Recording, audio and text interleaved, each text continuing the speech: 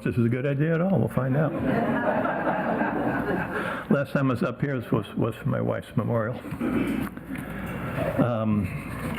Yeah, I'm Richard Lappin, and among other things, I'm a widow. Just in terms of vocabulary, widower is kind of fallen out of the popular lexicon now. So, male, female, trans, we're all widows on the bus. Yeah, my wife died January 11th, 2023, so a little over 2 years ago. And 1 month later, February 11th, so almost exactly 2 years ago, there was a wonderful memorial service here. And I'm very grateful for the community for making my family and friends feeling welcome. You know, I don't really have any insights about the widow deal, and it'd be arrogant for me to think I do. I know there are widows in the community here, but I'm speaking mainly because I have an experience to share. It's not something that's talked about a lot, and I'm part of a wonderful organization that is a tremendous support to people who have lost their person. So anyone here has been recently, or well, even not so recently widowed, or maybe having an impending widowhood coming up, I apologize if anything is triggering. It's triggering for me. It might be for other people too. But you know, it's someplace we're all going.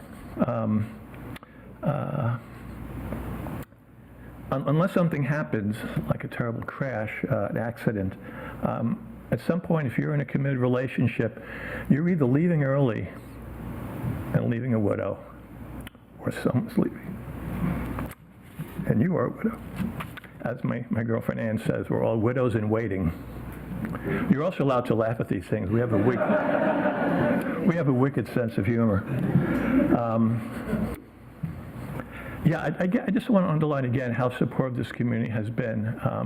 You know, the people I spoke to right after Carol passed, and the way I put it is that the support that I received was limited only by my willingness to show up, to connect.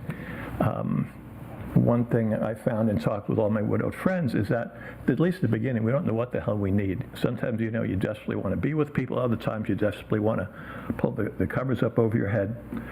So to the degree that I was able to connect, I always received everything I needed here. So I think I'm really sort of preaching. Well, the choir's not here, but I'm really preaching. This is a preaching to the choir kind of talk. So I just want to say a little bit how we got to where we got. You know, my wife had cancer for 20 months, and you think that's a lot of time to sort of pre-grieve and get ready, but we were chasing treatment, you know, right to the end. And my experience has been that oncologists are much better at being, I like to say, purveyors of hope than they are at delivering bad news. And you know, hope and denial are formidable adversaries of reality.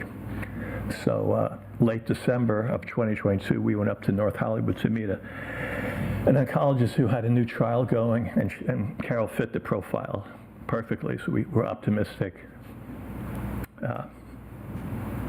2 weeks later, yeah, she had passed.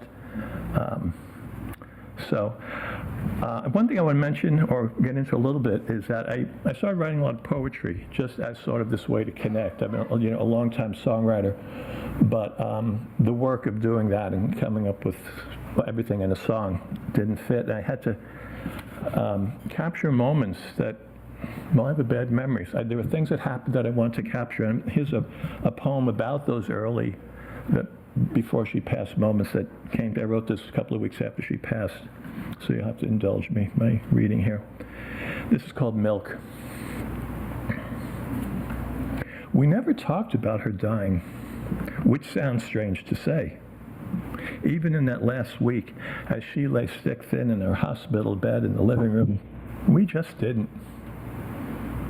A glass of milk, she said. Yes, whole milk. That's what I want. We smiled at each other, and I nodded vigorously. Yes, that's protein. Yeah, she drank it happily, and we smiled at each other again.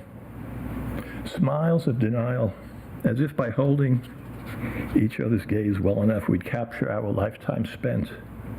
Smiles of denial, to capture it all, to span the unknown chasm between here and what is after here. So that set us up to not be really ready when the day came. And it was all whatever everyone experiences: shock, disbelief, denial, trying to figure out what my sons, David is here, and Dylan needed, and my daughter was visiting. And I think we all, I don't know, we wandered around trying to figure out what to do, how to keep going, which takes me to another poem I wrote about that subject. And I call this one Wolves. We wander wolf-like, the three of us, prowling a new landscape of the mind, of the heart, of the house, the home, which looks familiar, but all is different. The boys, grown men that they are, have a cadence different from mine, but we each wander, roam, restless. It has only been 4 months, but the fatigue shows. Rooms, corners, alcoves go untouched, even as her touch, her scent is everywhere, in the art, the photos, the peace lily that needs watering. The attention to detail that we skirt around, sniffing, wondering, pawing, picking our way through this new land, leaving few footprints of our own. We speak little of the strange new world, but when we do, it is good. We go lightly, even with the weight of this.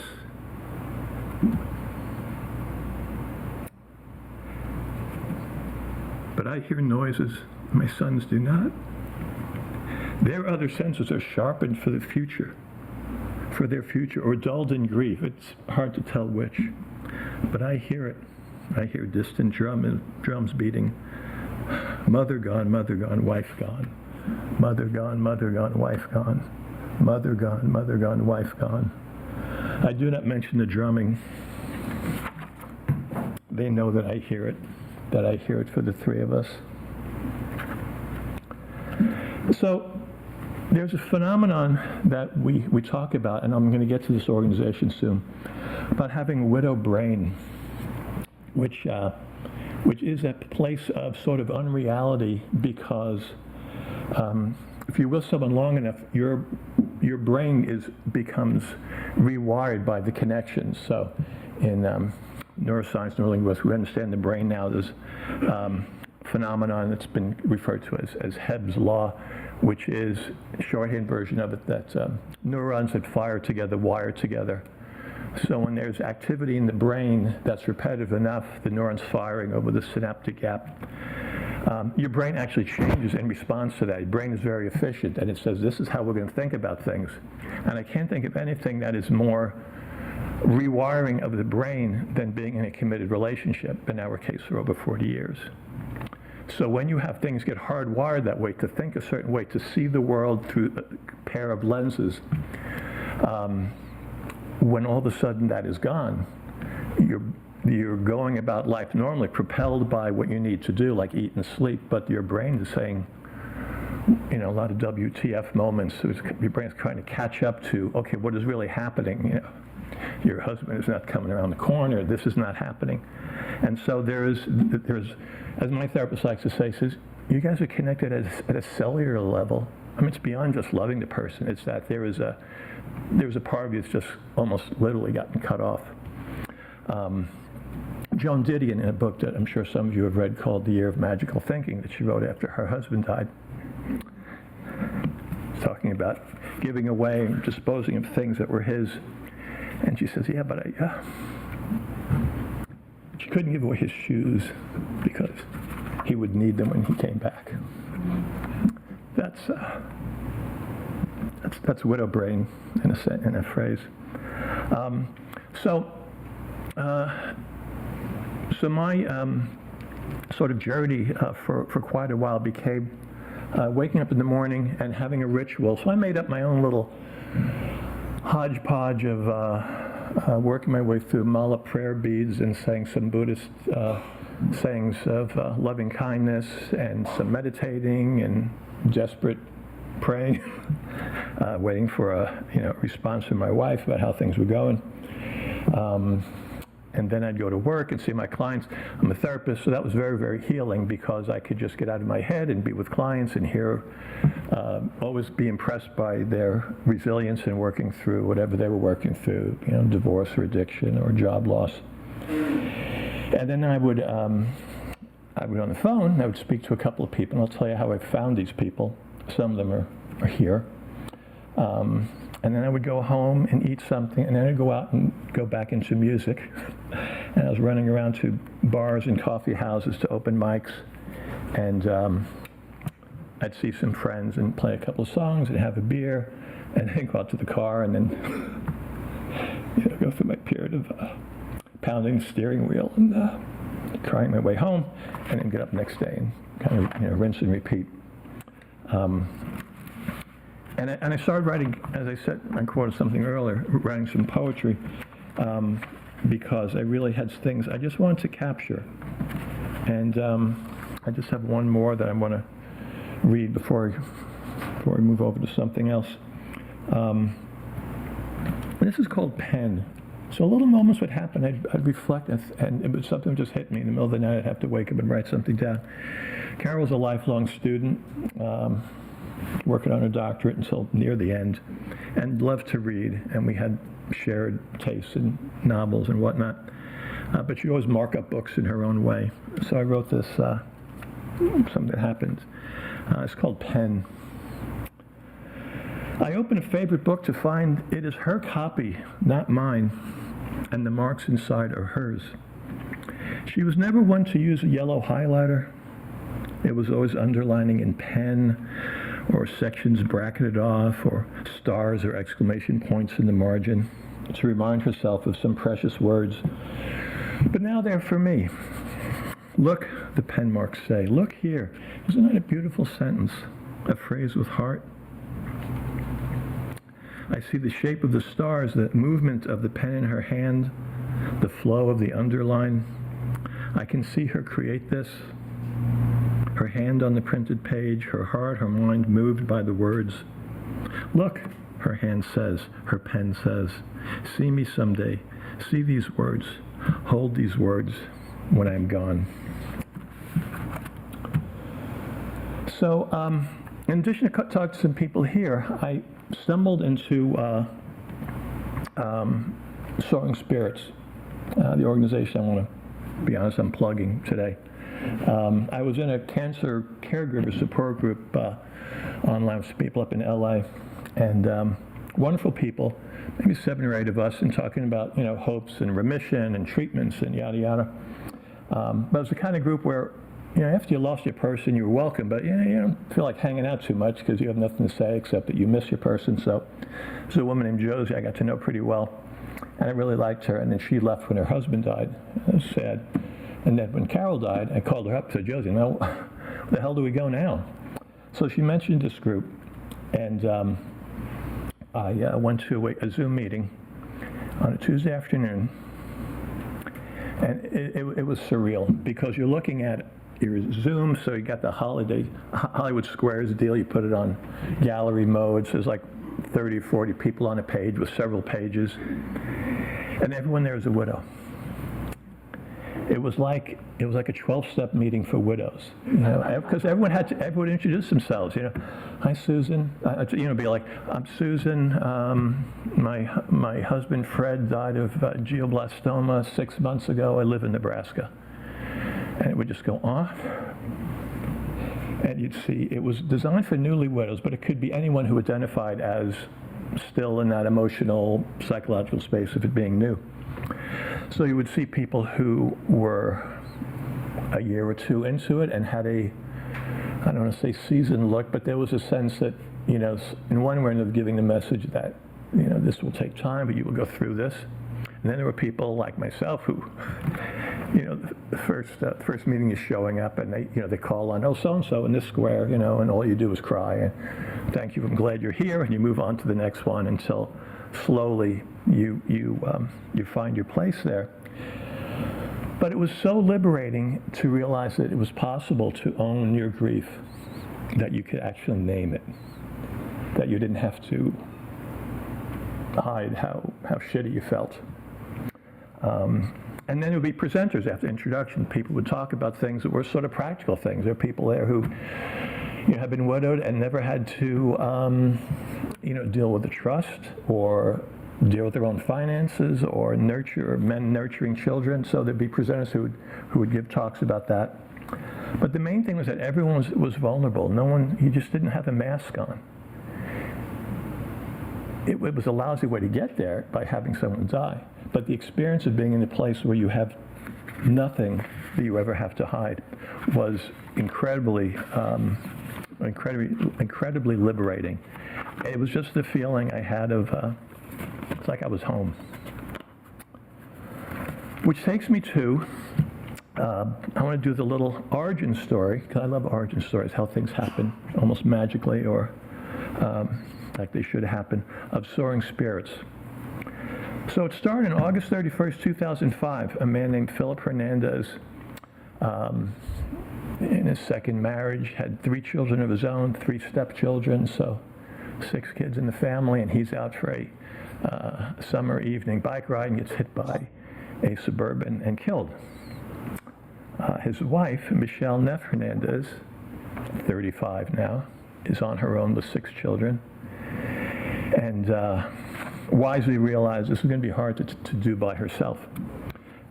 So by some stroke of luck, through a family connection, she met another Michelle, also 35, also widowed, and they hit it off and started hanging out together and supporting each other and venting and doing everything that you need another widow to really experience.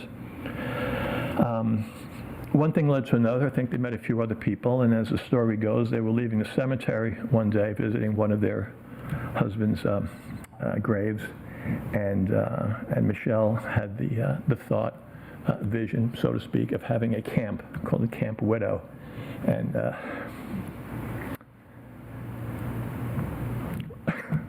it's such a wonderful organization. Just to describe it, it moves me. Anyway, she wrote it on a napkin in the car.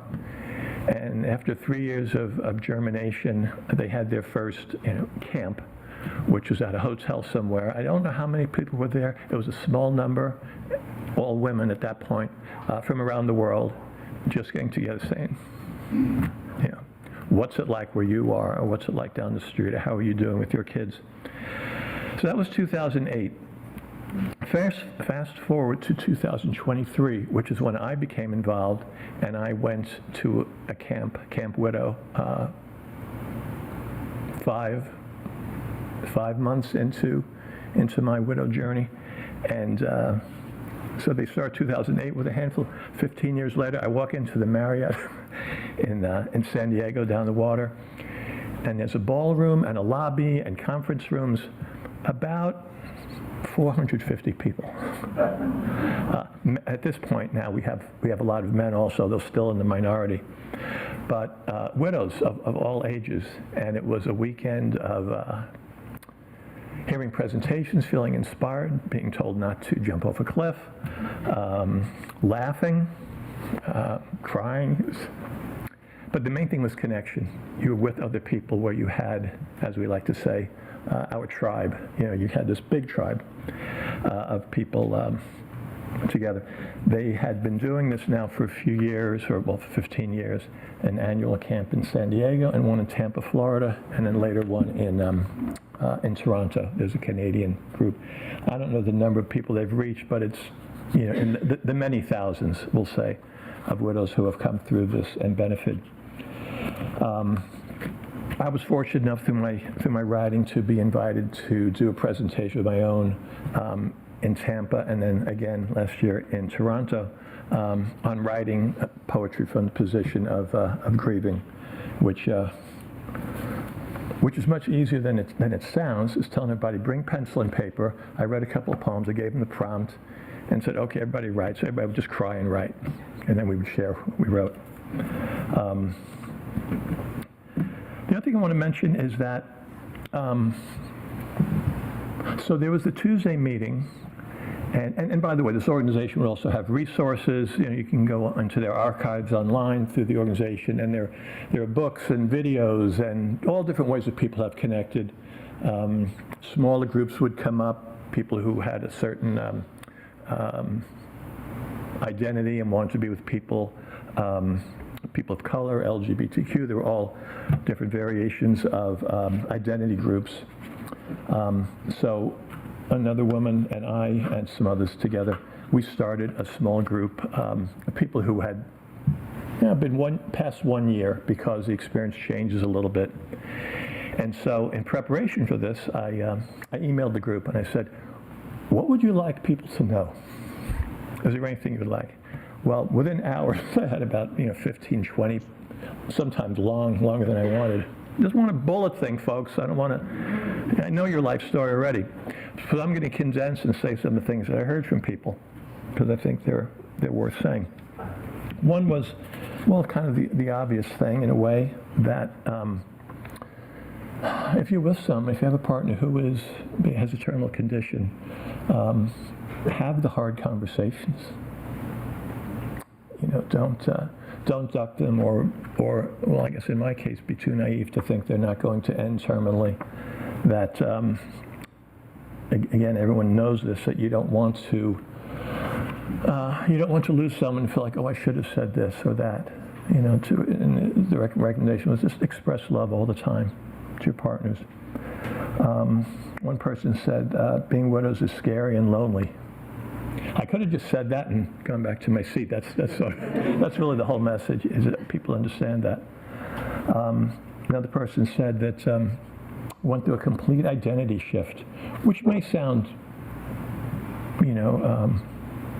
exaggerated, but it's hard to explain for a lot of widowed people, that sense of who you are that was connected to another person now has shifted. Another person said, invite us to things, be a companion. So I was invited to things, and I would be in over my head even coming here. It was very hard sometimes just to sit through a service. But the message was, I think some people might have the notion, oh, Susan lost her husband. It's kind of a fragile spot. She's probably going through her own grief trip. Just kind of give her space. And a lot of people saying no. We don't know what we need, but we certainly need to be connected. So don't feel like things can't be said. Like telling stories about the person. If you knew the person who passed, they may be funny. I'm still trying to get to the point where I can have old stories about Carol and not be sad, and instead move into a place of gratitude that I had it. I'm getting there, but I'm not completely there. As one friend, Dan, Ann knows well, said, hey, if you bring my late wife up, don't worry about making me sad. He says, I'm already as sad as I can be. You're not going to make it any worse. Oh, no, I didn't forget that she died. That's okay. Share the stories, the anecdotes, the quirkiness. Another person said, sort of like the identity thing, says, yes, I'm different now. He said, now this may sound extreme, beliefs, values, preferences, everything gets probably not radically shifted. I haven't heard any people become MAGA. Don't start me. But there is some sense of redefining, what we think of. Someone else said, you can ask me anything. Ask how it's hard. Ask how badly you miss the person. Ask if there's something you need. Another person said, know that I will be up and down all the time. We talk about roller coastering a lot. That sense that one day you look like you're on top of everything, and then the next day, gee, what happened? And it's like, well, so the person said, well, my wife is still dead. It hasn't changed. I'm going to have days that I'm not worth anything. Another person wanted everyone to know that grief is forever. And one of my favorite lines, someone said, grief is love with nowhere to go. That's a good one. Someone said there's no universal way to grieve, which also means there's no universal way to support someone who's grieving. It's just, we make it up as we go, which led people to come up with some notions of what, and again, this isn't universal at all, but things you like to hear or you don't like to hear. Things like, he or she is in a better place now. Or, at least your husband's at peace. Now, both of those things I think are fine to say if you know the belief system of the person you're talking to, where it really registers them, oh, that's right, she's in heaven now. Thank you for reminding me that. That softens the blow. But if you don't know that, it can come across as almost insulting. And where it comes from, I believe, is our cultural avoidance of grief. If I can say something and you feel better because I said that, you feel better, I feel better, I forget that there's mortality, let's move on. And we hope you buy my notion of things are going to be better. Or as someone else said, yeah, don't tell me right at the beginning or until you know who I am. Just think about happier times. When you're in the midst of grief, that doesn't really cut it. So just, in closing, the message of Soaring Spirits, which, as you can tell, I completely endorse the organization, is that they're there to connect, to help people connect. It's really the main thing they're doing. And that's the main thing that I think that places like Tapestry do, too. It's opportunities to connect. I personally believe we're sort of on this planet to connect with each other. Or as Ram Dass famously said, we're just walking each other home. And so that's the service they've done, is saying, connect here, here, here.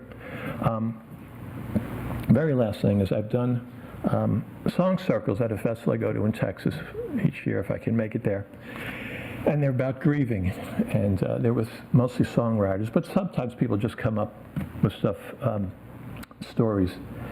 And I always open by telling them the chorus to a song by the late, great Leonard Cohen, a song called Anthem. And the quote is, the chorus is, ring the bells that still can ring. Forget your perfect offering. There is a crack in everything. And that's how the light gets in. And the way I interpret that is that when we lose someone, we're not broken down, but we are broken open. And that means our hearts break open, but our defenses against the world, the shit in the world, are broken too. And all of a sudden there's this vulnerability that is really, I think, what we're all about. And so to continue that metaphor, we're broken open, and the light, the love from other people can come in, but it's also the avenue for our light and love to go out. And I said to these people, a lot of them are songwriters, and I'll say to anyone, I think our job when we've been broken open is to figure out how to stay open and how to not let the weariness that we feel in the world, how do we not have that turn us back into being closed and guarded and hunkered down into our own places of safety, but to stay open and continue to flourish that way and take on all the challenges and risks that are mentioned in that song and every place else. So thank you all for listening.